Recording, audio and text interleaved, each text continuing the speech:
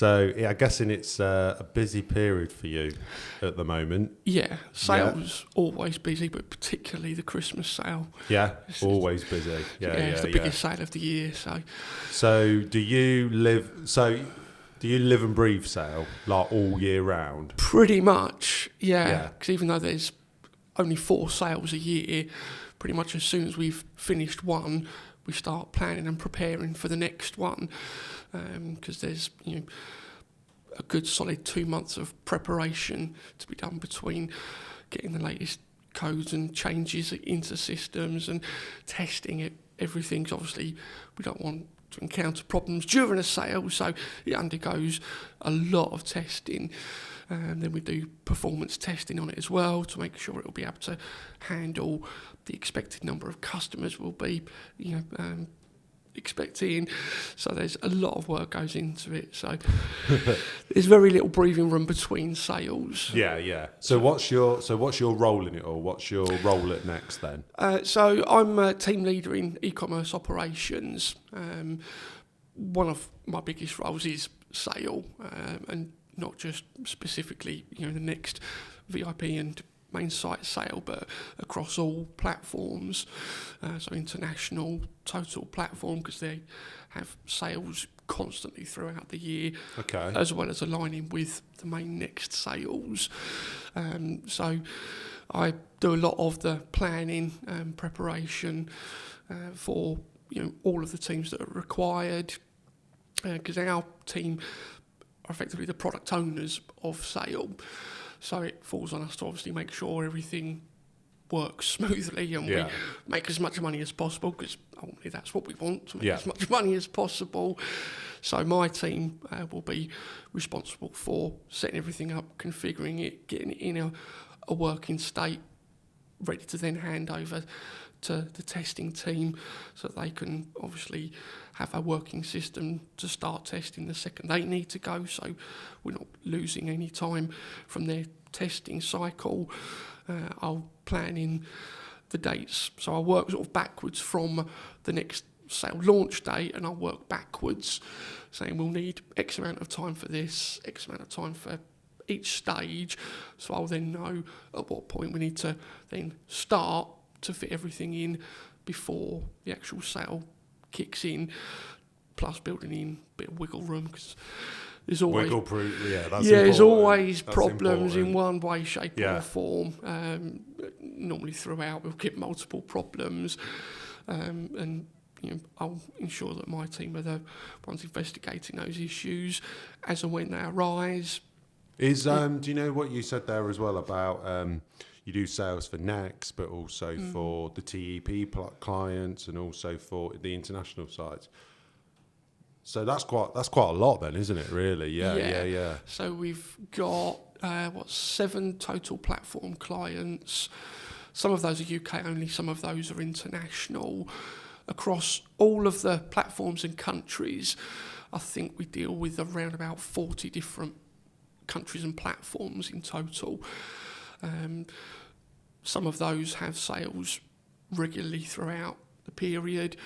So, Next obviously only have the 4 a year. So, sale is a constantly ongoing thing. Constantly, It's just there's always something to tackle. Whether it's just, short promotional activities that certain, TP clients want to run for certain events. We've just come out of Black Friday, so that obviously had a huge amount of work going into it as well. Which Next traditionally doesn't do. No, we've tried it in the past, but because our sales such an event.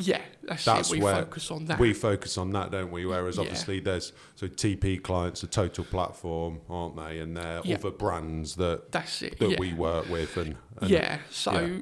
we had brands have going on to sale during Black Friday on Next, but not Next products themselves. We didn't market anything. We didn't, do anything other than just putting certain brands on sale and they can market stuff themselves.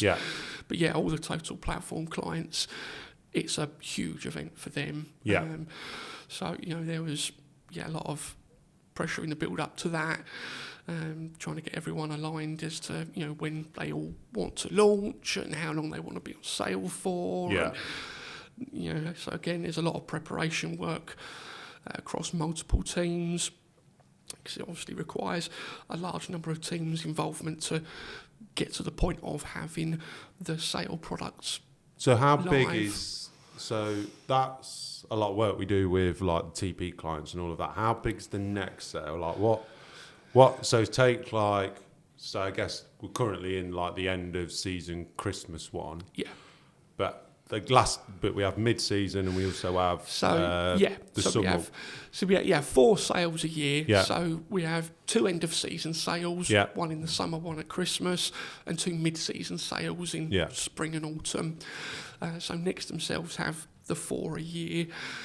So, you know, because there's only those 4, they're obviously, you know, big events that are, you know, heavily marketed. And business-wide as well, like Business. in online, in retail. Yeah, Yeah. that's So it. it's like a big joint effort, isn't That's it. Yeah. So, you know, everything has to align between, Yeah. online and retail, so that, you know, we're not launching sale online before the stores are selling things. So, you know, we have to work with retail as well to ensure that our timings are as close as we can get Yeah. as possible.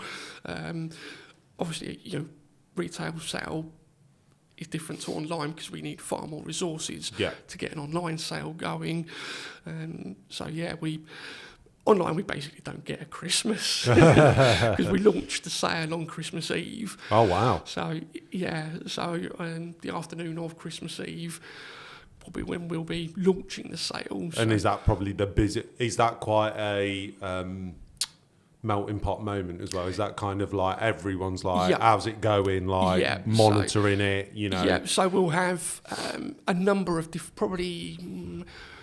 resources from 12 different e-commerce teams all get together. Just tech or Just tech. Just tech, yeah. So you know, there'll be a centralised call a couple of hours before the sale is due to actually launch, so that we can make sure everything is, you know, definitely good, all the right content is on the site, all the right items are on the site, everything's behaving as expected.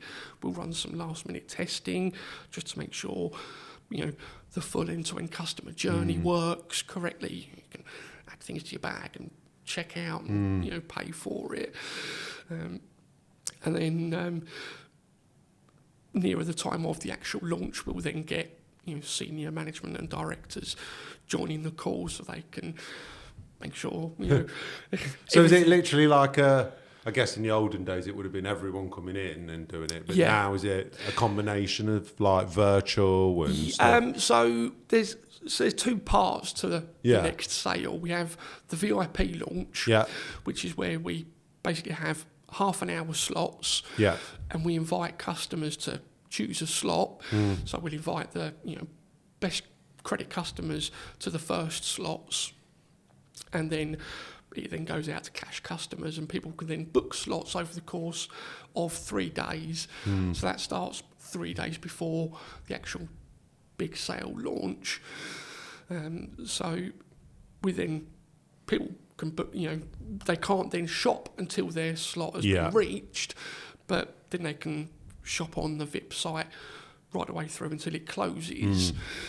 When we launch the VIP event, which is during the working day, that will be a mix of people coming into our office. So at that point, we take over the whole of our floor on e-commerce. Right. Like, so everyone knows it's sale day. Like, Yeah, you yeah. guys are taking priority. So again, there'll be many warnings being sent to people who are usually on our floor to say, this is sale launch day, you're not going to have a desk.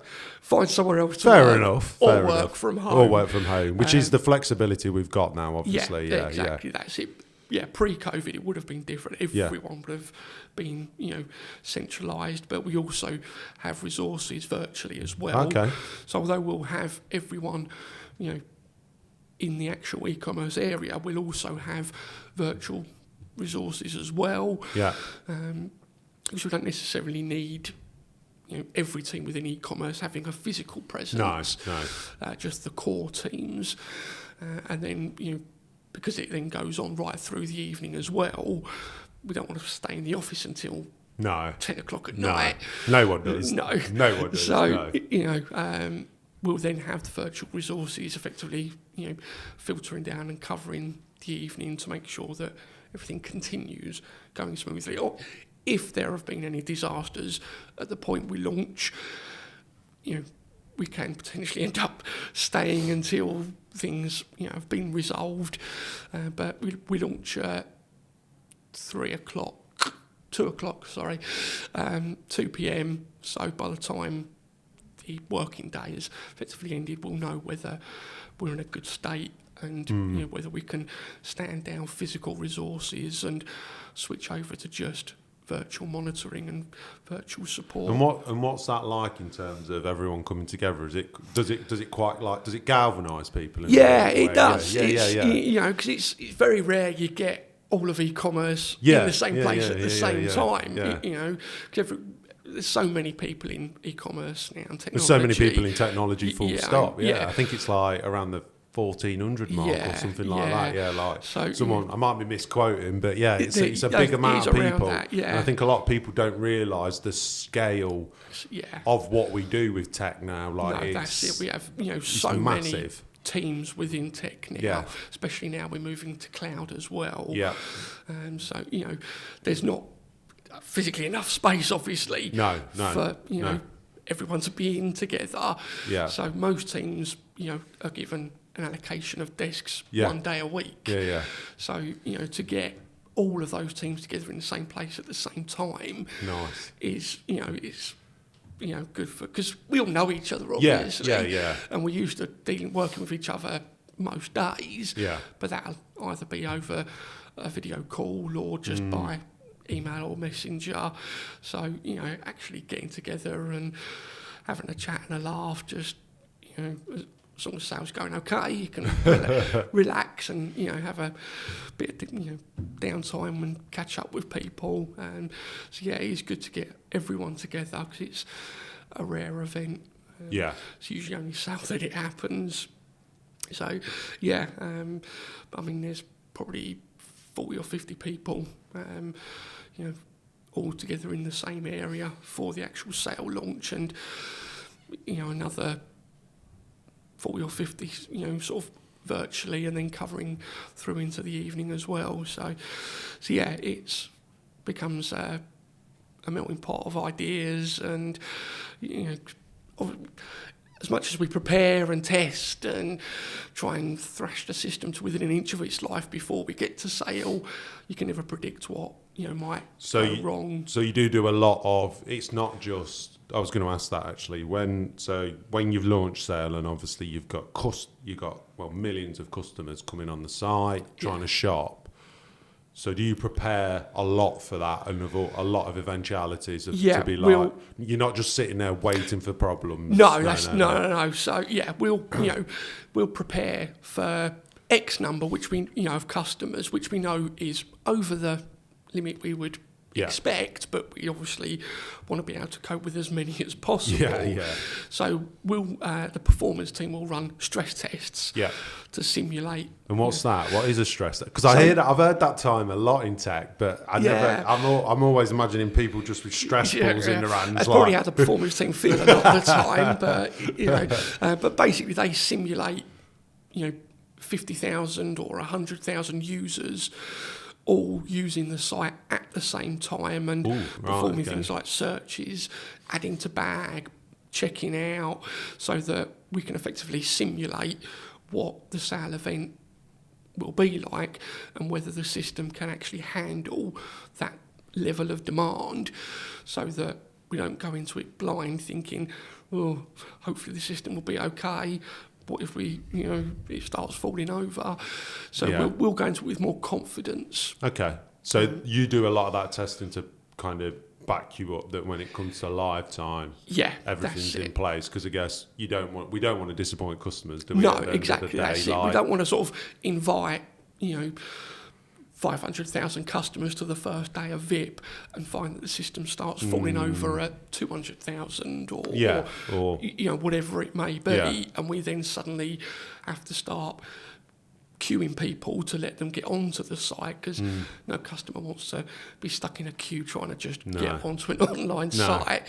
No one likes queuing at the best of times. So, but that is one of the eventualities we do have if things, we have a queuing system. Yeah.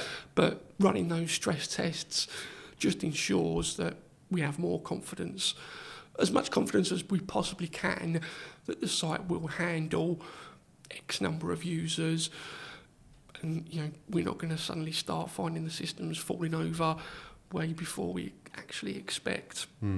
So, there's a 2-week period where we'll be putting the system under that stress testing, running again multiple different scenarios, X number of people all logging in all at the same time, slowly ramping it up over the course of an hour to see if there is a tipping point, and a number of scenarios that, again, just tries to simulate the kinds of things we might expect to see. And when it comes to the when you're live and stuff, like, because I've been up into tech, and there's just like screens with information everywhere, isn't there? Yeah. Is it monitored? Do they get used, or are they just for show? No. Because sometimes I walk by and I'm like, are they for show? Or are they actually? But believe it or not, every single one of those 20-odd screens shows a different piece of information relating to a different part of the system. Right. So, we've got monitoring screens that we'll be looking at, mainframe, to make sure all of that's running okay, and it's not suddenly spiking up and hitting levels that might cause the system to start failing. We've got, monitoring all of our servers, because obviously we don't run on just one server. We have, 32 servers.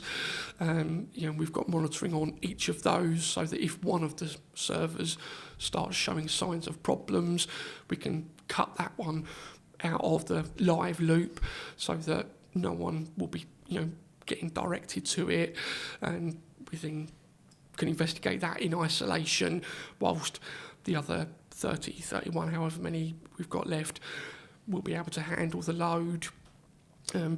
We've got synthetic monitoring that basically simulates various tests that it runs in the background automatically, and if any of those tests throw any problems or errors, it flashes up on one of those screens again, just so we can then be immediately aware of it and either try and get it urgently fixed before it actually becomes a customer impacting problem, or try and take action to mitigate it or find alternative solutions. Again, before things, we'd rather proactively monitor a million different things rather than suddenly start react to a problem. Hundreds of customers call the contact centre saying, I can't add anything to my bag, what's going on, search pages aren't loading, or it's not allowing me to enter a credit card payment or whatever. And by that point, it's already too far gone because it's become customer impacting. So, what we do is proactively monitor everything to try and minimise that, potential risk to customers. How did you get into all of this in the first place then? Because I guess My background, I've not got a tech background, okay. which is very unusual for Next. Yeah.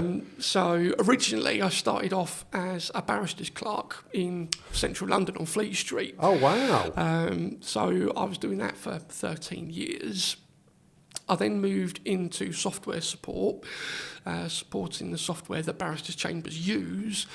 So I'd been using it for a number of years. So, it was a fairly smooth sort of step for me to then move into that, because during my time as a barrister's clerk, I got more and more involved in the IT side of it and realised I actually quite like this IT lark. This seems like a bit of fun.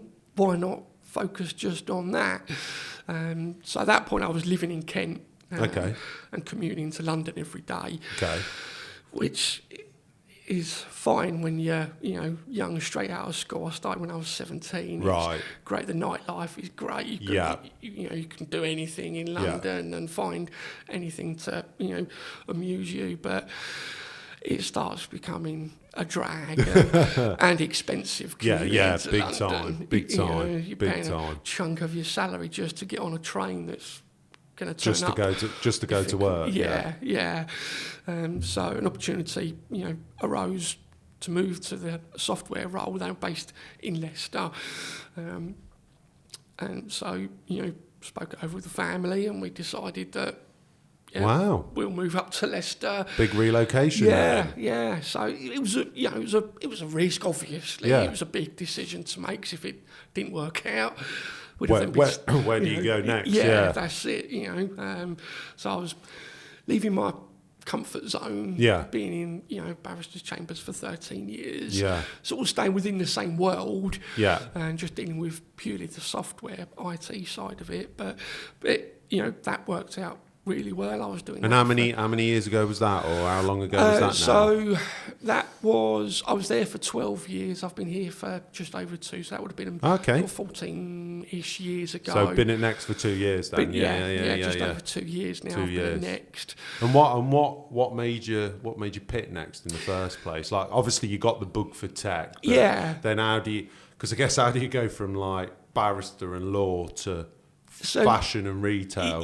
So at the company I used to work, because it was only a small company, it's great in one regard because it's like a family. But because it's a small company, you can only progress so far before you sort of then hit a ceiling. So I was then looking at what else can I do? What other opportunities have I got? Because I'd left school straight out of GCSEs, I didn't have any, bits of paper that said, you're clever. And, so I started doing a degree. Nice. Open university. Because most management type jobs I was looking at are like degree required. And I was like, okay, I've been doing this now for 15, 20 years. I know what I'm doing, but I've not got a bit of paper that says I know what I'm doing. Yeah. So started doing my degree. Then started looking around and thinking, well, let's apply for some things and see what happens. I live 10 minutes down the road from Next head office. So I sort of had my eye on Next for a little while because everyone knows someone that works at Next. It's such, there's thousands of people in head office, so everyone knows someone. Yeah. So I knew a couple of people that worked in completely different departments to tech. So you moved to Leicester first before you got. Oh right. So you moved to Leicester first before you applied for the job at Next. I moved to Leicester to get my software support role after clerking. So I moved to Leicester probably 14-ish years ago. Oh, sorry, right. I get you now. So it wasn't for the next job I moved up here. I was already up here You was already up here by then, working in a business park, literally opposite Next almost. So I drove past every day. Every day. Every day you're like, and you could see how huge the complex is. And, knowing a couple of people at Next, sort of find out from them, you hear that, they seem happy and loving their jobs, so can't be that bad of a place to work. So, when I saw that there was, job opportunities in the tech team, even though I hadn't finished my degree, but at that point I thought, well, what I'm going to do, at least applying for it. And then I ended up getting the role and was like, okay, now I'm really out of my comfort zone.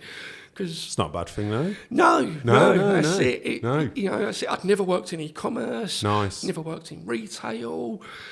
I'd spent pretty much my whole working life working within the legal industry in some way, shape or form. So it's a huge change. Loads to learn. Loads of challenges, I bet. Yeah. God, yeah. It was, so any new job you start, you sort of almost get brain overload. But I felt like I was basically having to start everything from scratch. Yeah. Because I didn't even know, the general sort of procedures around e-commerce. I obviously everyone uses e-commerce, but Yeah.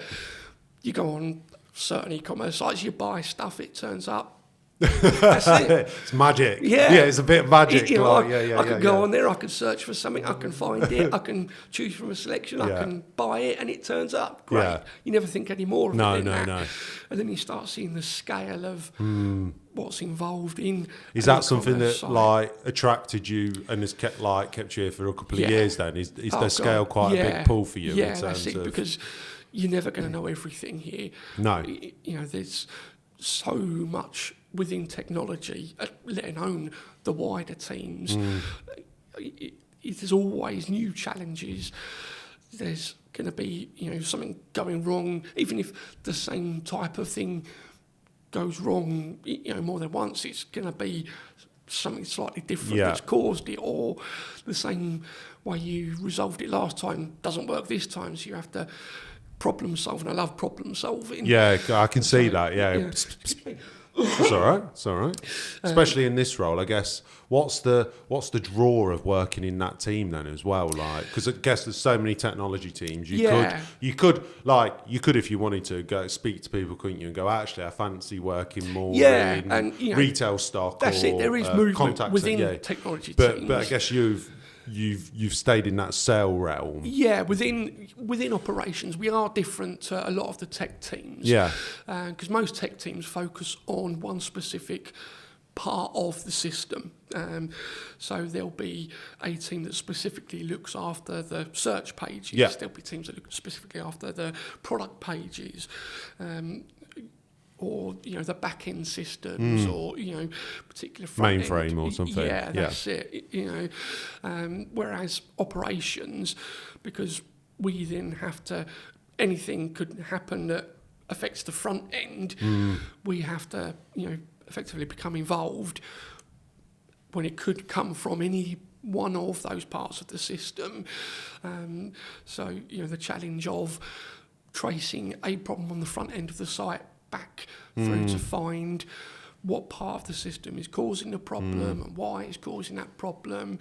So we have, you know, visibility of all of the different sort of teams, sort of ways of working and systems and interactions. So really, really collaborative then. Oh, yeah. Within tech and within the wider team as that's well. it. Then, I like, mean, without, you know, all tech teams collaboratively working together, the system would just grind to a halt. Because although everyone has their own particular teams that focuses on a particular part of the system, we know that without all of us, the system itself, you know, wouldn't be as optimal as possible. And, you know, ultimately we're all wanting a profitable site that, you know, makes as much money as possible, sells as much as possible. So all of the tech teams and all of, you know, the wider next teams all are aiming for the same end goal of, you know, making a great site that's, you know, got as much functionality and, you know, its profitability as possible.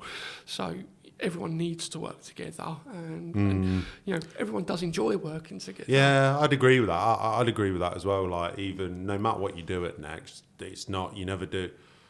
It's, you can't achieve the ultimate goal just working in isolation. No, whether you do it, whether you're a part of the product team and you're trying to buy the ranges, or whether you're working in the contact centre and you're trying or to, if you're designing stuff, or whatever it is. Without all of that, no, it doesn't work. No, it doesn't work. So yeah, the fact that all of that ties in, you know, so well together, and everyone appreciates that, you know, they might be the experts in a particular area, but it needs all of these other areas to all feed in together to provide the required end result.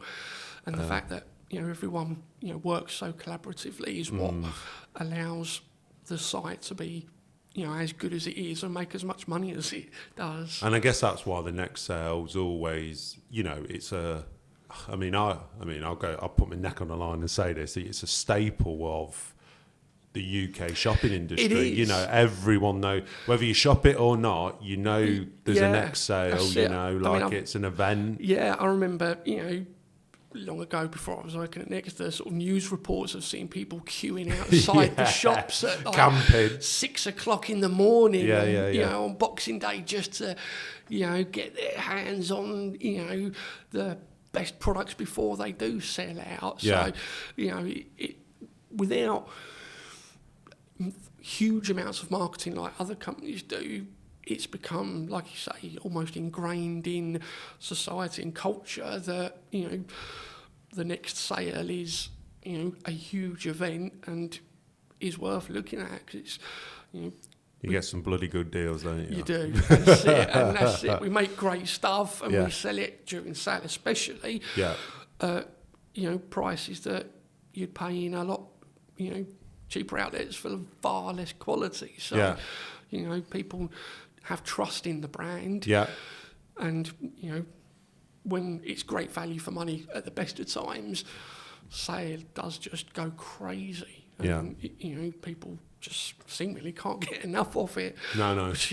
Which is great. for all of us. Great for That's all of it. us. Great for all of us. That's it. Yeah, definitely. Well, it's been really good chatting with you, Graham. Like I've, you know, this, you know, I learned a lot there about the sale and the importance, and you continue having really like unstressful or very minimal errors when it comes to future sales. Because, you know, it's a really important part of the brand. But thanks for coming on and chatting. It was a pleasure. Thank you for having me.